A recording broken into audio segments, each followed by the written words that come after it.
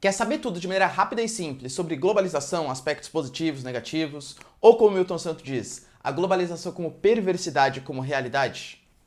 Confere aí no vídeo.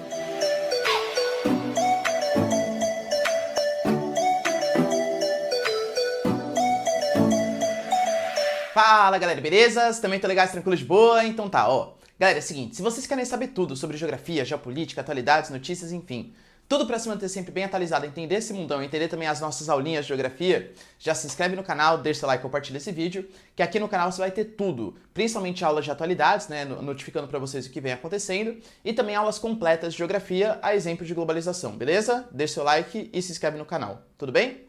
Bom, galera, é o seguinte, ó. Você entrou aqui nesse vídeo procurando o que seria a globalização. Globalização é um tema muito amplo mesmo, tá? Que eu poderia dar uma série de vertentes para vocês. Eu escolhi a dele, nosso queridíssimo professor Milton Santos, porque o Milton Santos, com certeza, é o maior geógrafo da história do Brasil. E quando a gente fala do assunto globalização, ele importa não só a nível nacional, mas a nível internacional também. Então, obviamente, na sua provinha ou no seu vestibular, vai ser a vertente dele que vai ser colocada aí para vocês. Então, tudo aqui, ó, é sobre a visão do Milton Santos, beleza? Então tá. O que seria a globalização? A definiçãozinha, tá? É um processo histórico, ou seja, a globalização não é uma coisa nova e a globalização ela continua acontecendo, que promove, dentre outras coisas, tá? Maior integração social. Como assim, professor, integração social? As pessoas migrando pelo mundo. É um tipo de globalização, uma conexão mais forte entre as pessoas. A gente pode falar a nível cultural, então, por exemplo, a gente tem, sei lá, desde a indústria hollywoodiana até o Netflix, até, por exemplo, o Parasita, um filme sul-coreano que ganhou, e o K-pop, por exemplo. A gente tem, por exemplo, sei lá, os mangás japoneses, os animes japoneses. Então, hoje, há uma tendência de maior padronização cultural, uma disseminação dessa cultura, uma homogeneização cultural. E econômica. No sentido que, por exemplo, a gente percebe, somente quem investe em bolsa de valores, o quanto que, por exemplo, uma notícia que sai lá dos Estados Unidos, sei lá, a eleição americana, se determinado candidato ganha, ou pelo menos aparece bem nas pesquisas, isso impacta nas empresas americanas. Essas empresas americanas que têm filiais aqui no Brasil. E aí isso pode impactar no número de funcionários, fazer cair a nossa bolsa, aí o governo tem que aumentar a taxa de juros, diminuir e tal. Ou seja, as decisões, principalmente dos países mais desenvolvidos, mais globalizados, que participam mais ativamente dessa cadeia da globalização, interferem não só regionalmente, mas principalmente globalmente, tá bom? Entre os povos do globo. Ou seja, a globalização é essa união. E como que ela acontece, né? Por que ela foi motivada? Como que começou essa globalização?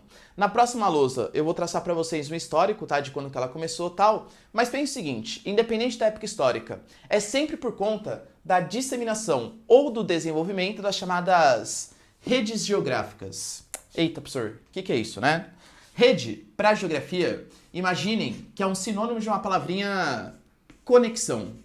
Então você fala assim, nossa, o mundo está em rede, o mundo está conectado, as pessoas estão em rede, estão conectadas. Só que para a geografia, a gente pode dividir essas redes geográficas que promovem o processo de globalização em dois tipos, que é a rede material e a rede imaterial. Penso eu que o nome ele já ajuda um pouco a gente a descobrir o que é, né? O que seria uma rede material? É tudo aquilo que conecta, conexão, coisas concretas. Então, mais simplesmente, né? Pessoas e mercadorias. Vamos pensar, por exemplo, uma rodovia. É uma rede material, porque está conectando pessoas, mercadorias, transporte e tal, né? Uma aerovia, uma hidrovia, uma ferrovia. Tudo aquilo que conecta pessoas e mercadorias, coisas concretas, não abstratas, é o que a gente vai chamar de rede material. Vocês acham que houve uma melhoria das redes materiais? Só muito, né, galera? Se a gente for pensar, por exemplo, lá na época da colonização brasileira, que é quando vai começar o processo de globalização, para você sair de Portugal e chegar no Brasil, era questão o quê? De meses? 4, 5 meses? Hoje em dia, vocês aí, galera, que com certeza são ricos, viajam constantemente para a Europa, pode perceber que você demora o quê? Umas 9, 10 horas para fazer o processo? Então, aparentemente o mundo se encurtou. Por quê? Porque as redes materiais elas se desenvolveram. É muito mais fácil você ir, seja de navio, de avião, enfim, galera, qualquer transporte que você faça, ele é muito mais rápido, muito mais ágil. E isso promove uma integração maior, econômica, socialmente e culturalmente dos povos do globo, tá bom? Mas se isso melhorou e ajudou a impulsionar o processo de globalização, as redes imateriais então nem se fala. O que seria a rede imaterial? Tudo aquilo que transporta coisas não concretas, coisas abstratas. Basicamente, o que transporta informação, transporte de dados bancários, percebe? Então, por exemplo, o que a gente pode considerar como uma rede imaterial? Internet, telefone, a televisão, jornais, rádios, tudo dados bancários, né? Bancos, eles locomovem. Quando você, por exemplo, faz uma transferência bancária, sei lá, você trabalha para um colégio, o colégio vai lá e te paga.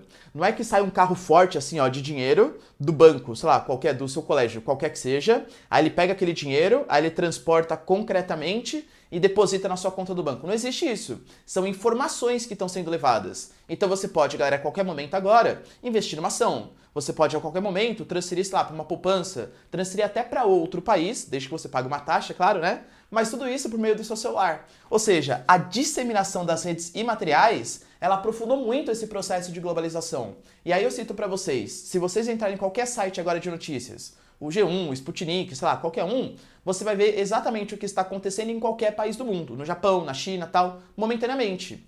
Pra gente é tão natural que a gente nem se liga o quanto que isso é estranho, é recente no processo histórico. Para vocês terem uma noção, a primeira guerra que foi televisionada ao vivo foi a Guerra do Golfo, de 1991, Iraque e Kuwait. Até então, galera, não tinha essa noção. Hoje você vê lá, né? Tem na Síria, no Iraque, no Afeganistão, você vê as coisas acontecendo. Antigamente isso não existia, percebe? Para vocês terem uma noção, o Brasil, ele vai se tornar um país, Getúlio Vargas, né, vai assumir o poder em 1930. Quando Getúlio Vargas assumiu o poder, dentre outras coisas que ele fez, ele contratou uns carinhas chamados de sertanistas para tentar interiorizar a ocupação brasileira. Muita gente pensa que foi o JK que começou com isso, não é mentira, foi o Getúlio Vargas bem antes. Claro que o JK foi mais intenso, mas foi o Getúlio Vargas. E aí ele foi encontrando povoados que não tinham ali uma circulação, não tinham noção do que estava acontecendo no Brasil, completamente isolados, tanto de rede material quanto rede imaterial. E aí ele percebeu que existiam pessoas que nem sabiam que o Brasil não era mais um império. Mas o Império, o Getúlio Vargas, 1930. O Brasil não proclamou república em 1889? Sim! Ou seja, já sabia há 41 anos que tinha sido proclamada a república, passou toda a República Velha, e a galera não tinha nem noção do que estava acontecendo no território brasileiro. Por quê? Porque não tinha informação, tá? Então, isso aqui, ó, é o que promove a globalização. E aí, claro, né, a gente já pode até um pouquinho associado no spoiler da aula, o quanto que o impacto, a condição financeira que você tem de ter acesso a redes imateriais e materiais facilita a inserção de uma pessoa ou de um país no processo de globalização. Belezinha? Mas antes dos spoilers, tira um print aqui, ó, que essa luz é bem importante. Tentando então ver um processo o histórico desse período de globalização, eu diria assim, cara, que a gente, cada década, cada século que vai passando, que uma nova inovação vem surgindo, claro que isso vai aproximando o mundo, né? Aliás, tem uma fotinha, galera, bem famosa de um cara chamado David Harvey, tá? Que é um geógrafo, também um pouquinho sociólogo ali, que tem um livro chamado Condição Pós-Moderna, que é bem interessante para esse processo de globalização. É um termo que talvez vocês encontrem nas suas provinhas, chamado de aldeia global. Eita, professor, o que é isso, né? O que é essa aldeia global? Se vocês observarem, aparentemente o mundo vem passando por um encurtamento do espaço-tempo. Professor, como assim? Em que sentido? Que nem eu falei para vocês há momentos atrás, quando a gente ia sair, por exemplo, de Portugal e ia para o Brasil, demorava 4 meses. Agora demora menos de um dia. Ou seja, parece que o mundo ficou mais curto. Os espaços estão mais curtos. Geograficamente falando, claro que não, né? Tô falando assim, do ponto de vista social, do ponto de vista de tecnologia. Parece que os espaços eles estão se encurtando. As distâncias estão se encurtando. Então, ao mesmo tempo, e olha que paradoxal que é, né? Ao mesmo tempo que a globalização ela permite essa quebra das barreiras, essa queda das distâncias, você, galera, se quiser, por exemplo, ir para a China hoje, é muito mais fácil do que ir para a China há 2 séculos atrás. Se você quiser ter informações do Japão agora, você consegue ter informação ao mesmo tempo. Então, aparentemente, nessa quebra de barreiras, ao mesmo tempo, ela promove um encurtamento, fica mais curto, percebe? Então há um encurtamento do espaço-tempo. Essa é a ideia de uma aldeia global. Como assim? Aldeia, você pensa numa aldeia indígena, ou seja, todo mundo se conhece, todo mundo troca informações, eu troco mercadoria aqui e tal, cada um tem a sua função. Hoje o mundo, ele tá tão globalizado, tão interligado, que parece que o mundo inteiro, por isso global, é uma aldeia global. O mundo inteiro se comporta com essa proximidade bastante significativa. Tudo bem? E aqui, ó, eu posso analisar para vocês os 4 pontos que eu, pelo menos, considero mais importantes do processo de globalização. Com toda certeza, o inicial é o período das grandes navegações. É o que a gente considera como o momento inicial do processo de globalização. Até então, claro que existia, né, relações econômicas, tudo tal. Mas esse momento no qual os europeus, principalmente portugueses e espanhóis, se lançam ao mar, buscando colonizar a América, buscando colonizar a África, a Ásia, tudo tal, é o processo que a gente consegue perceber uma intensificação, uma união desses povos. Claro, uma união forçada, mas uma união, percebe? Então, o processo das grandes navegações, onde a circulação de mercadorias, de informações começou a se dar de maneira mais significativa, é bem interessante. Aliás, ó, dica aqui, se você quiser saber mais ainda sobre globalização, tem um documentário dele, Milton Santos, chamado Por uma Outra Globalização. Tem no YouTube, tá? Simplesinho, você coloca aí Por uma Outra Globalização. É um documentário relativamente longo, tem algumas imagens do Milton Santos, né, nosso ídolo querido, mas é interessante porque ele faz uma crítica social. A gente tem que saber, galera, de verdade, o Milton Santos, ele é ligado à vertente mais marxista. Ele não é um marxista dogmático, mas ele é uma vertente um pouco mais marxista que tem uma interpretação mais crítica de sociedade. Então você pode brigar com o Milton Santos, tá? Ele não pode mais brigar, né? Ele já faleceu, tá? Ou você pode aprender com um cara, tá? Que apesar disso que você pode não concordar, tem seríssimas contribuições para a ciência geográfica e, mais importante, é o que vai aparecer na sua prova, beleza? Então tá. Então começou com as grandes navegações. Mas um momento, galera, que esse aqui crucial, vou até colocar um asterisco nele aqui, ó, que é a terceira Revolução Industrial, de 1960 a 1970. Essa terceira Revolução Industrial, ela promoveu, dentre outras coisas, é o que a gente vai chamar também, né, da Revolução Técnico-Científica. A Revolução Técnico-Científica, e que alguns colocam uma terceira palavrinha, Técnico-Científica Informacional. Qual que é a ideia? Essa terceira revolução industrial foi a revolução do toyotismo, a revolução das inovações tecnológicas, da automação, da química fina sendo produzida, do encurtamento das distâncias. As redes geográficas, tanto materiais quanto imateriais, se desenvolveram demais nessa época, tá? Para vocês terem uma noção, essa revolução técnico-científica, esse técnico vem de qualificação de mão de obra, ou seja, promoveu uma integração de mão de obra muito importante, mas e esse científico vem de produção de conhecimento. É típico, por exemplo, da terceira revolução industrial, o surgimento dos chamados tecnopolos, ou seja, locais onde você tem a produção de conhecimento associada à aplicação industrial. Aqui no Brasil, São José dos Campos, que você tem a Embraer e o ITA, são o maior exemplo com toda certeza, tá? Ou seja, a terceira revolução industrial é um momento de intensificação de globalização, porque as tecnologias geradas elas foram muito importantes. Só que, cuidado, não era uma total globalização ainda, por quê? Porque nessa época aqui, a gente ainda tinha um mundo bastante dividido. Um mundo dividido em primeiro mundo e segundo mundo. O primeiro mundo capitalista, o segundo mundo socialista. Então, União Soviética, a Polônia, a Ucrânia, a Iugoslávia, que não era ligada diretamente à União Soviética, mas também era um país socialista, eles impediam o processo de globalização mais intenso. E é por isso que eu vou colocar para vocês aqui, ó, o processo de nova ordem mundial. Essa nova ordem mundial é o período geopolítico que começa após 89, segundo alguns historiadores, é o fim da Guerra Fria, 89 é quando cai o Muro de Berlim, ou em 1991. 91 é quando a gente tem o fim da União Soviética. Depende do historiador, considera que 89 é o fim da Guerra Fria, ou 91, que é a queda da União Soviética, tá? Mas fato é, com a nova ordem mundial vindo, Rússia, os países do leste europeu, eles começam a se integrar de maneira mais significativa ao processo de globalização. A prova disso, o leste europeu, principalmente, sei lá, Letônia, Lituânia, Estônia, Croácia, Romênia, Bulgária, todos esses países, eles ingressam na União Europeia, que é uma característica da globalização, a formação de blocos econômicos, por exemplo. Essa integração econômica, essa tentativa, pelo menos, de formação de blocos econômicos, tá bom? E hoje a gente pode falar que estamos passando por uma nova revolução, um novo período de integração dessa globalização, principalmente com a chamada quarta revolução industrial. A gente não consegue ter tantos detalhes ainda, porque a gente está passando. Geralmente é muito melhor para um geógrafo, um historiador, um cientista das ciências humanas perceber o que já passou e tentar analisar aquele período. A gente está passando por isso aqui ainda, então a gente não sabe quais vão ser as grandes mudanças. Mas essa quarta revolução industrial é a revolução da inteligência artificial. Então, se a terceira é a revolução dos robôs, então você vai lá, automatiza um processo para a máquina fazer o processo para você, Aqui você não precisa nem programar. Aqui você cria uma inteligência artificial que vai programar as máquinas. Cara, isso aqui é muito significativo. Isso aqui pode promover uma revolução nessa integração entre povos, cultura, sociedade.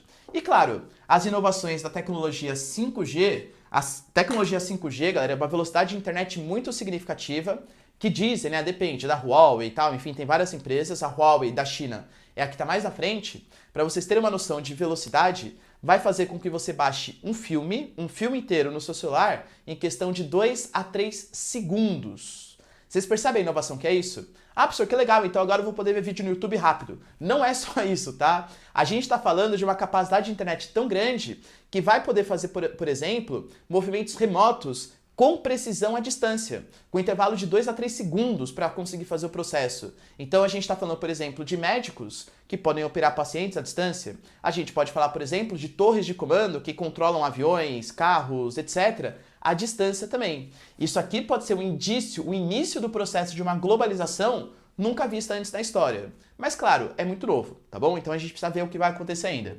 Mas esses 4 momentos são os mais significativos.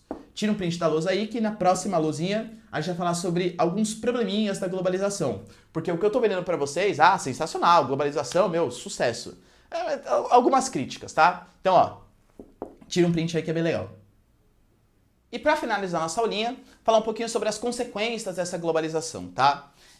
Duas são as maiores, a gente consegue tirar várias dentro delas que eu vou comentar aqui com vocês. A primeira, uma tendência à padronização cultural. Ah, entendi. O Ricardo falou, então, que todas as culturas vão ficar iguais. Não falei isso. Mas fato é, nós temos hoje as transnacionais se espalhando pelo mundo. E cada vez mais fácil espalhar essas transnacionais. E elas vão mostrando ali um certo padrão de comportamento. Então, por exemplo, todas as pessoas tendem a se vestir da mesma maneira. Todas as pessoas tendem a usar as mesmas redes sociais. Todas as pessoas utilizam os mesmos e-mails. Todas as pessoas utilizam Amazon, Google, Apple mais ou menos, né, porque é meu carinho, mas enfim.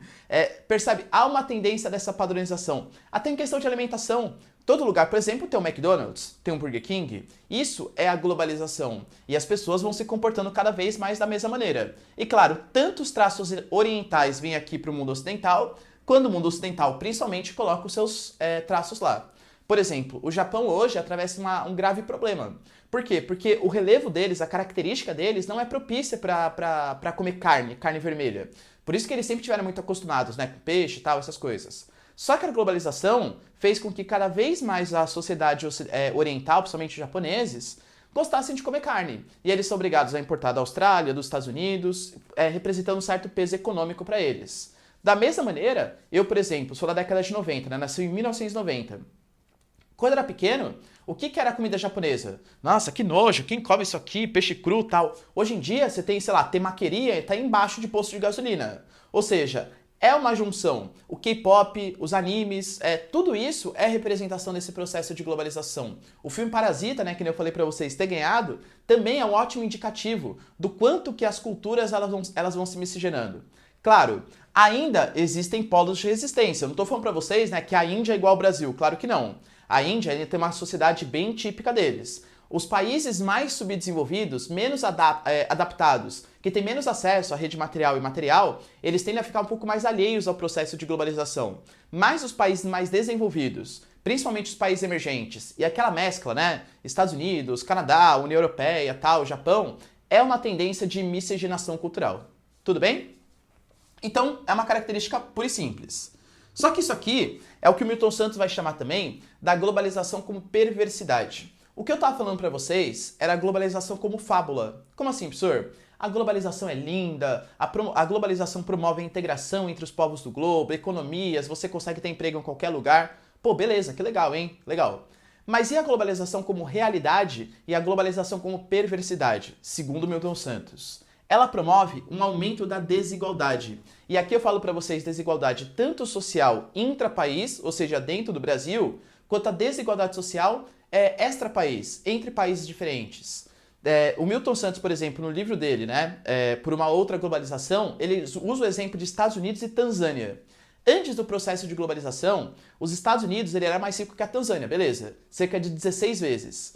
Depois do processo de globalização, questão de 30 anos, dobrou essa diferença. Os Estados Unidos hoje é 32 vezes mais rico do que a Tanzânia. Por quê?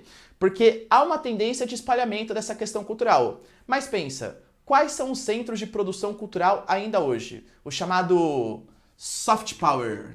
O que seria esse soft power, professor?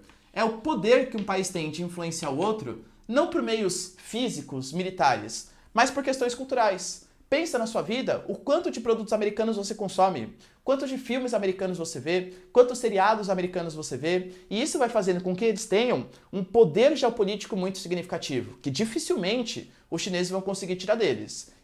Por isso que eu falo, né? Será que a China vai se tornar a nova potência mundial? Economicamente é bem possível. Agora, militarmente, eles estão bem longe mesmo, e culturalmente, eles estão muito mais longe ainda. Algumas transnacionais vêm surgindo, né? Sei lá, a Lenovo, a Xiaomi, a Huawei, são empresas importantes. Mas superar o soft power americano, essa influência cultural que eles estão bem longe, tá? E por que tem esse aumento da desigualdade? Porque as redes geográficas efetivamente melhoraram. Você tem aí comunicação, transporte. Mas será que todo mundo é acessível a isso? Pensa, por exemplo, eu sou morador de São Paulo. Se eu quiser ir para o interior de São Paulo, eu gasto de verdade mais ou menos, vamos pegar Marília, por exemplo. Eu gasto R$ 80 de pedágio para ir, porque é muito caro as rodovias. Vou ter que pagar um tanque de gasolina, né, mais ou menos uns 120, R$ 130, e mais R$ 80 para voltar. Ou seja, para ir e voltar de uma cidade que está no mesmo estado do que eu gasto mais de R$ 300. É acessível para todo mundo? É perfeito. A Bandeirantes, nossa, sensacional a rodovia. Mas é acessível para todo mundo? Creio que não, né? Então, mesma coisa as questões da comunicação. Ah, professor, mas hoje mais pessoas têm celulares. Beleza. Só que se você for pensar, há uma tendência, por exemplo, de uma nova tecnologia. Um celular mais rápido. Um celular que te permite ter maiores inovações. Então não estou falando que os mais pobres não estão melhorando. Claro que eles estão, né? É como se fosse assim, ó. A Tanzânia estava aqui, os Estados Unidos estavam aqui. Os Estados Unidos, a Tanzânia subiu um pouquinho, os Estados Unidos subiu muito mais. Então há uma tendência de aumento dessa desigualdade, fruto também do processo de globalização, segundo Milton Santos, tá? Cara, e só pra gente finalizar, que eu sei que é uma dúvida de muitos alunos. Professor, eu, por exemplo, vejo lá, sei lá, a questão do Brexit, a questão, por exemplo, sei lá, da saída do Trump do Acordo Climático de Paris. Isso não é um atentado à globalização? Porque a globalização é essa integração. A gente vê hoje alguns governos, Polônia, Hungria, Itália, o próprio Brexit, o Trump, por exemplo, o Brasil em menor grau também, criticando essas instituições que teoricamente promovem a globalização. Segundo essas lideranças, isso não é globalização. Segundo essas lideranças, isso seria globalismo, que é diferente de globalização. Percebam aqui que eu até coloquei um OBS, coloquei separado, né, do restante da aula, por quê? Porque isso ainda carece um pouco mais de estudos científicos. Fala um grande autor que fala sobre globalismo. Não tem, galera, tá? Um autor assim, respeitado pela academia e tal. Não existe isso, pelo menos por enquanto não, tá? Mas o que seria a ideia do globalismo?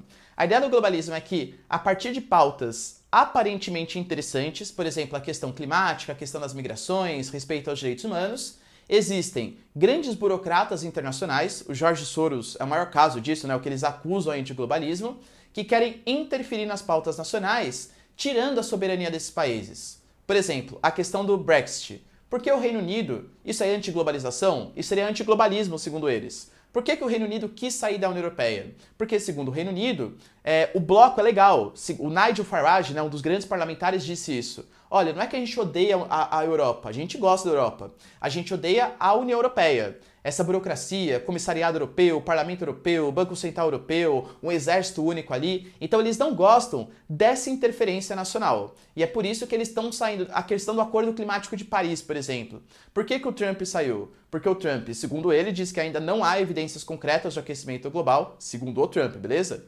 E que no futuro próximo o Acordo de Paris ia querer ficar interferindo na soberania norte-americana. Eles vão querer o quê? E se eu não reduzir as emissões? Eles vão invadir o meu país? Vão me obrigar a reduzir a força? Então, isso que vem acontecendo, aparentemente essa ascensão desse nacionalismo e esse movimento anti-globalização, segundo esses nacionalistas, é antiglobalismo.